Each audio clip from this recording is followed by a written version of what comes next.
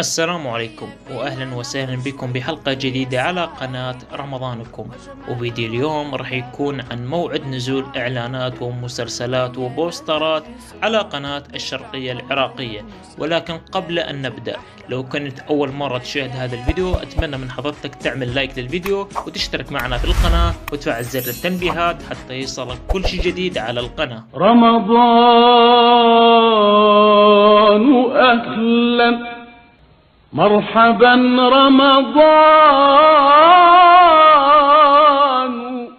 أكيد الكل منكم منتظر بفارق الصبر نزول إعلانات ومسلسلات رمضان على قناة الشرقية العراقية، والكل حابة تعرف شنو الأعمال اللي راح تحضرها قناة الشرقية. موعد نزول إعلانات قناة الشرقية راح يكون ابتداء من يوم غد الجمعة المصادف 3/3/2023، وسوف يكون ليلا على قناة الشرقية، وراح تبدي بتنزيل الإعلانات والبوسترات الحصرية، حيث هذا الموسم راح تكون الأعمال جدا قوية وحاضرة بقوة إن شاء الله.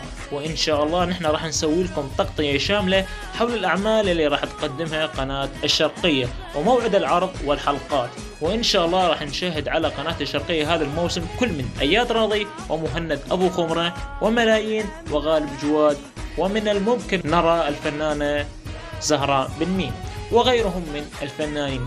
وإن شاء الله يوم غد راح نتعرف أكثر وأكثر عن الإعلانات والبوسترات الحصرية لقناة الشرقية. وإحنا هنا نصل إلى الختام. لو عجبك الفيديو أتمنى من حضرتك تدعمنا باللايك والاشتراك بالقناة وتفعيل زر التنبيهات حتى يصلك كل شيء جديد وحصري على القناة. أشوفكم إن شاء الله فيديو جديد آخر. مع السلامة.